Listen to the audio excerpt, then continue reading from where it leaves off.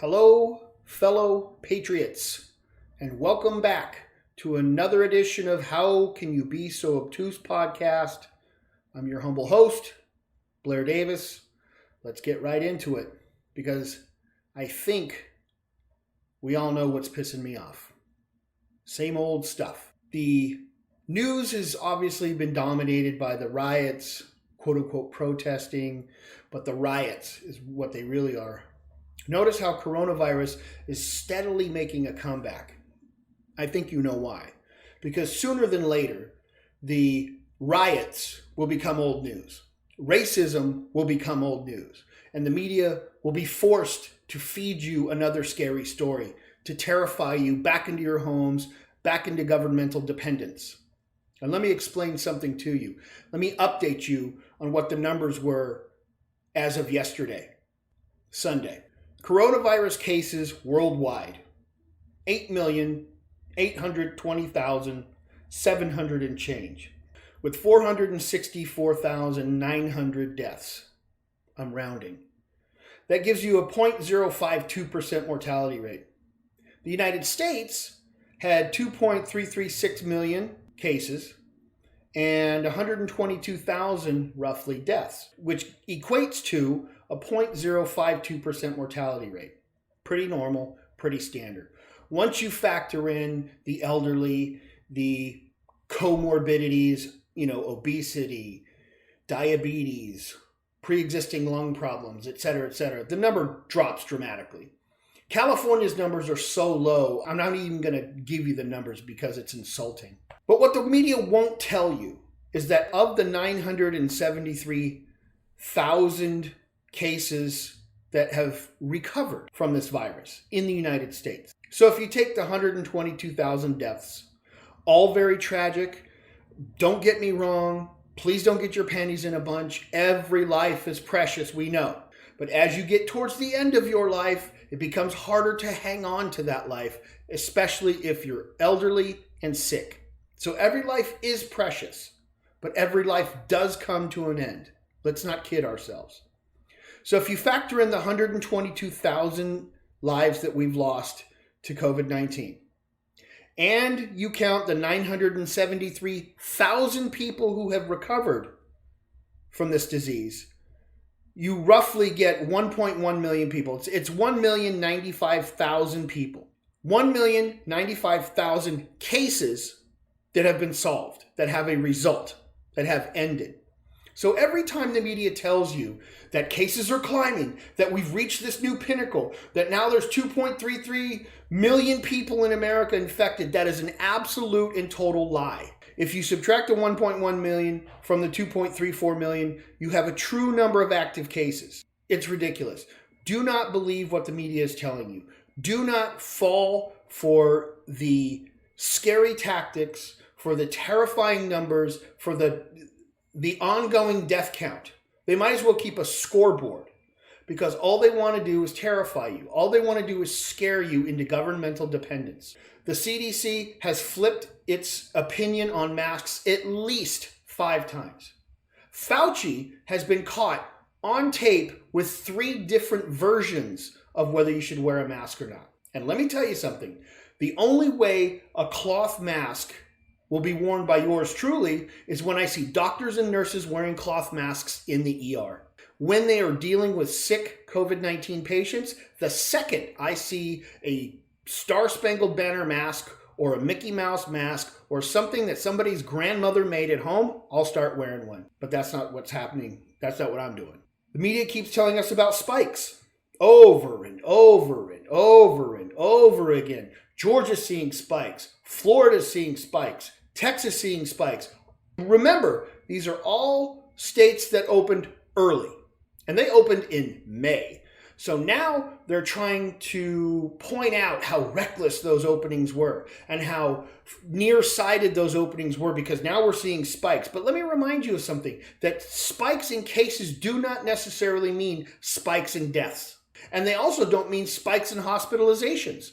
You may see a rise, you may see a spike, you may see a blip, but it doesn't mean on the whole that this country is slipping back into some sort of pandemic. A pandemic that never existed in the first place. A pandemic that was completely and totally manufactured by the media and the left.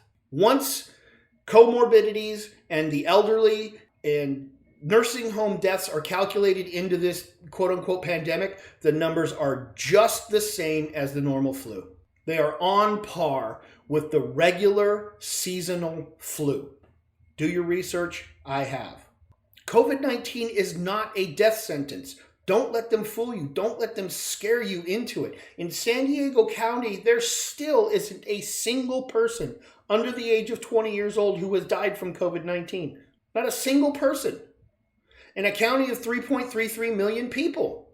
Take your calculator out. Do those numbers for yourselves. They have shut down schools. They have closed high schools. They have canceled colleges. Graduations are drive-by. Are you serious? Of course we're seeing more cases because we're seeing more testing.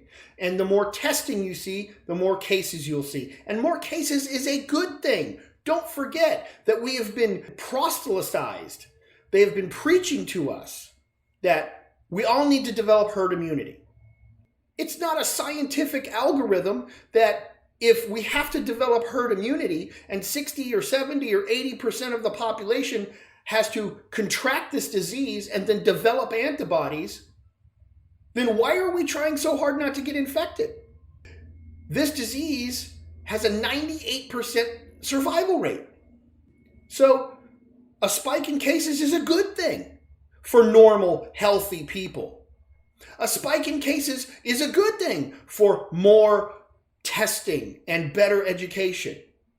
If you look at the deaths in the United States, they're going down. As a matter of fact, yesterday, Sunday, deaths in America from COVID-19 were 323. 323 people. Not worth a lockdown, I'll tell you that right now. And if we do see a spike in the fall, we are better prepared to take care of it. We are better prepared to weather the storm. Because now we know what's ahead of us. We can isolate patients. I don't like to say tracing, contact tracing, because that sounds very invasive to me. And at this point, I'm not sure you can. I'm not sure you can backtrack 2.3 million people and find out every person that one of those people came in contact with. I think it's ludicrous.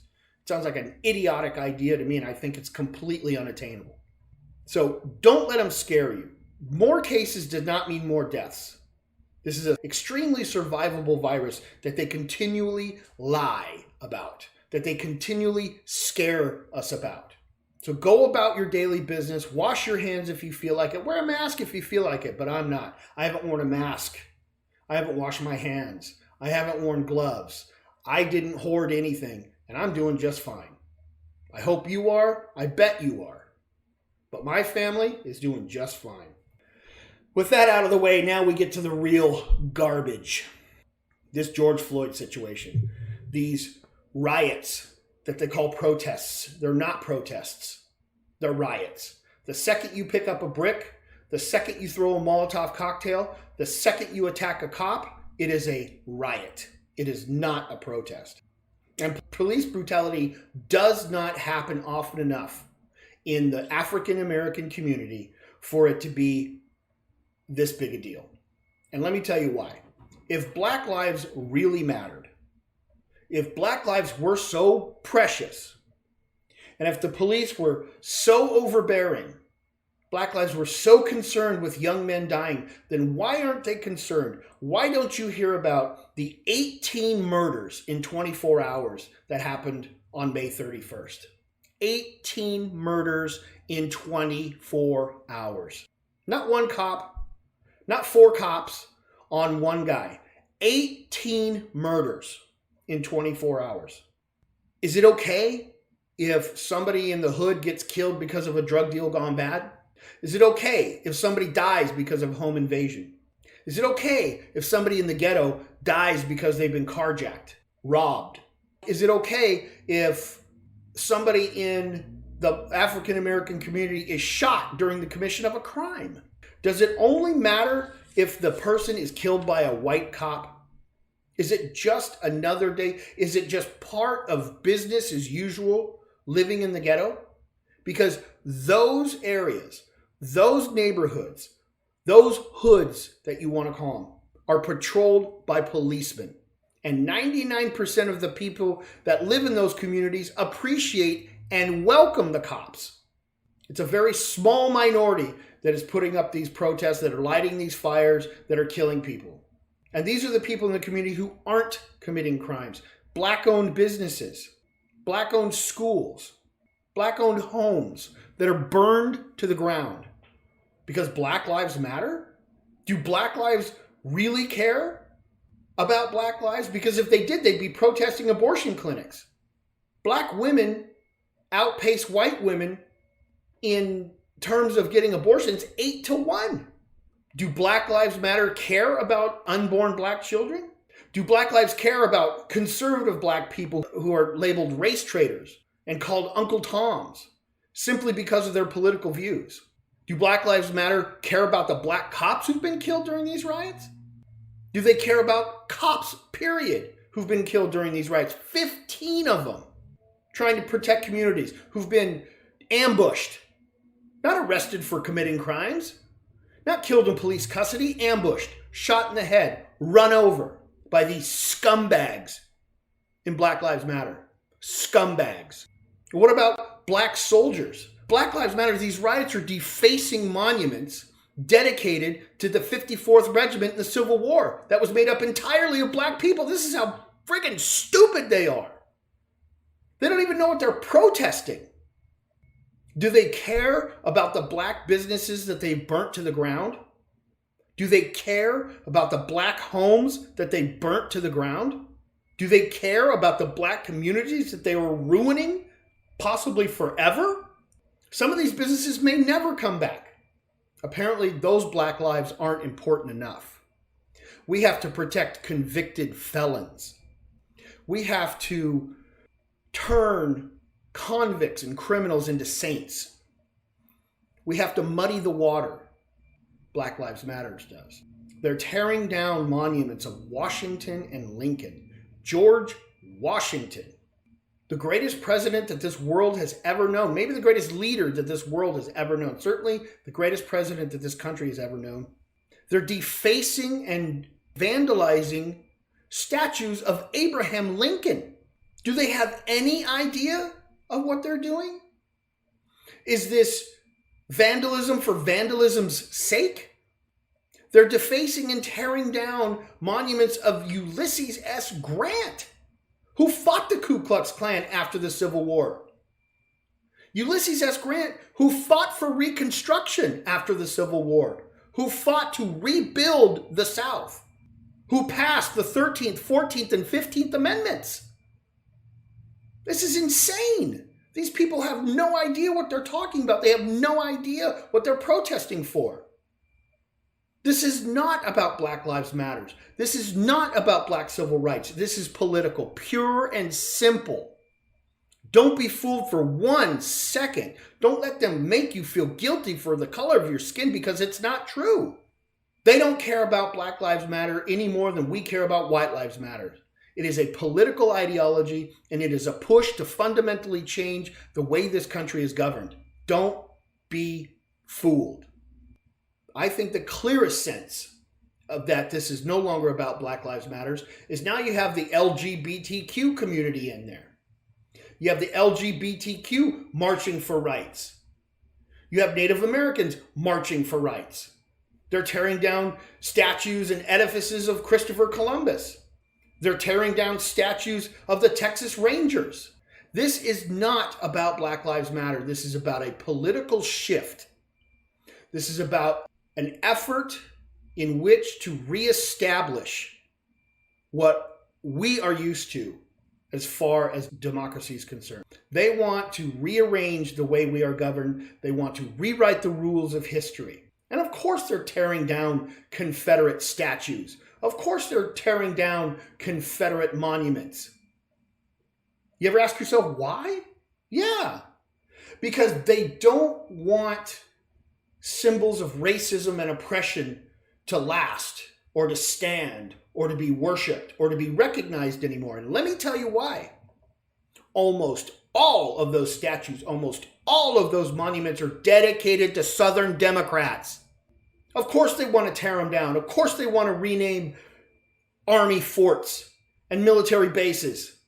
They want to erase their own history. The Democrats who claim to stand up for racial justice, for inclusion, for freedom of speech are the ones who are suppressing the speech and the ones who are erasing their own history. They are responsible.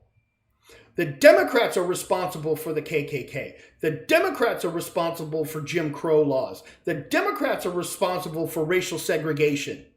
Read your history and you will see. The Republicans passed the 13th, 14th, and 15th Amendments with zero Democratic support. It was a Republican-led government that fought for the desegregation of schools and the end of Jim Crow laws, not the Southern Democrats. This is history, and the reason they're trying to erase history is because they are responsible for it. Of course they want to erase it. We have to look past these initial arguments. We have to look past the initial rage because there is an underlying message. We cannot allow them to distract us.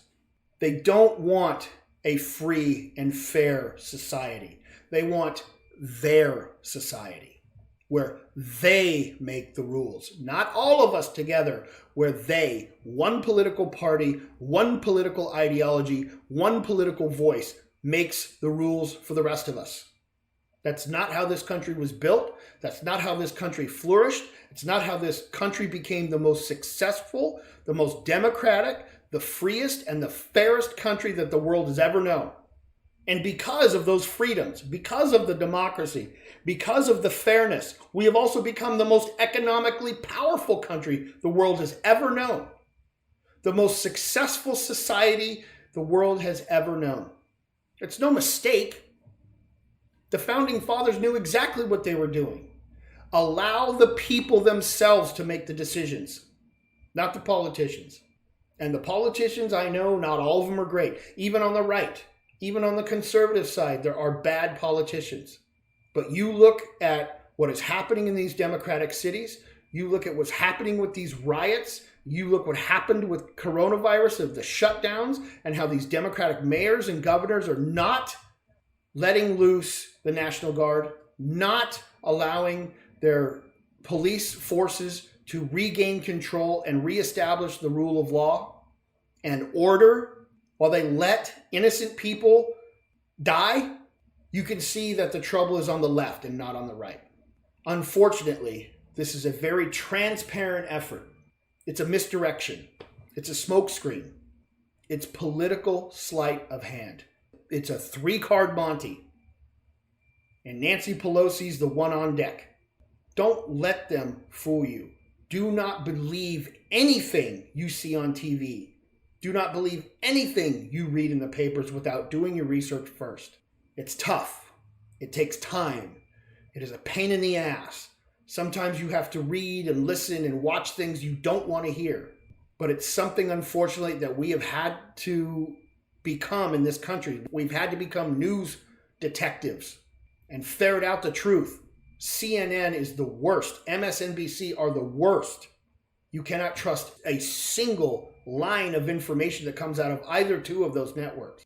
And as the left, as the Democrats portray themselves as the saviors, portray themselves as the knights in shining armor, portray themselves as the purveyors of truth, the champions of inclusion and justice, they are the exact opposite.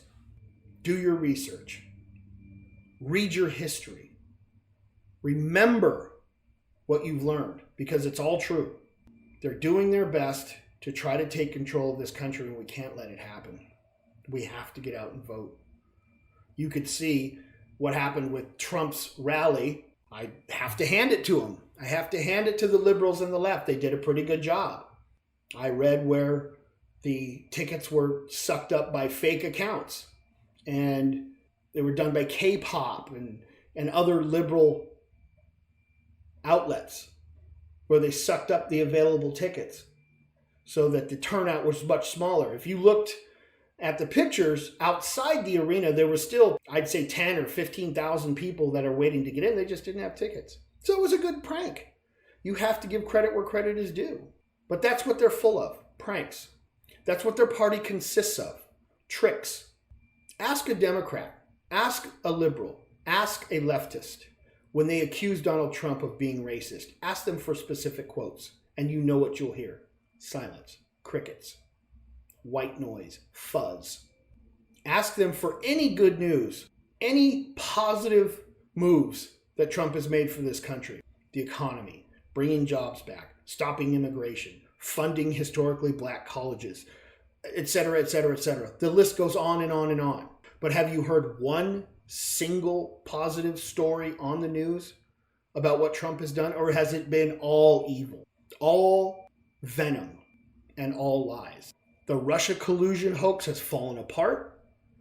And now the investigations have begun, and we're starting to see where the FBI was compromised. We're starting to see where the FISA court had been lied to. We're starting to see the truth. We're starting to see the truth of what this president has been fighting for the last 3 years. And he's been fighting tooth and nail to do what he promised us he would do, and that's drain the swamp. And that's make America great again. Why is he running into resistance on his side? Because there are scumbags in the Republican Party also. I am not so naive and so blind to think that any party is full of saints or sinners. But anybody who toes the party line without asking questions is an idiot. I do my own research. I make up my own mind. Why does Mitt Romney fight tooth and nail against Donald Trump? Because he's a scumbag. Because he's a liar, because he made up a fake Twitter account to praise himself and criticize Donald Trump, because he doesn't have the balls or the brains to do it himself. Don't let him distract you. Do not let the media scare you from voting, scare you from believing what you know to be true and what you know to be right. You will run into static. You are going to run into people who disagree with you, and that is life. That is the beauty of this country. You do not have to agree with me. I do not have to agree with you, but we are allowed to have differing opinions as long as we have a democratic and free country. If the Democrats take over, those freedoms will disappear. So if you are registered to vote, vote. If you know someone who's registered to vote, talk to them. Convince them, discuss with them, be honest and open with them, and tell them to vote Republican. I don't think there's any other way around it. These aren't the end of times, much as the media will have you believe. We have run into these issues before. We have seen riots in the 60s. We've seen uprising in the 80s. There was the Occupy movement in the 2010s. Civil unrest is not uncommon to the United States. What is uncommon is the lack of tolerance in the United States. And the lack of tolerance is coming from the left. There is a reverse racism going on where black lives and only black lives matter. All lives matter. If this country is to succeed, if this country is to push forward, if this country is to make another 240 years on this earth, all lives matter. All voices are to be heard. And there's a process and there are procedures in place that have been perfected over the last 240 years. This is the fairest, this is the freest, this is the most successful civilization that the world has ever known. No country has done less with more power to oppress people than the United States. So vote. Get out, vote. Vote for what you know is right. Vote for who you believe in. I believe in Donald Trump. I believe in this country. I believe in freedom, and that's who I'm voting for. Keep your heads up. Don't let them get you down. Don't believe all of the BS. Don't believe any of the terrifying news until you do your own research. Don't be terrified. Be informed.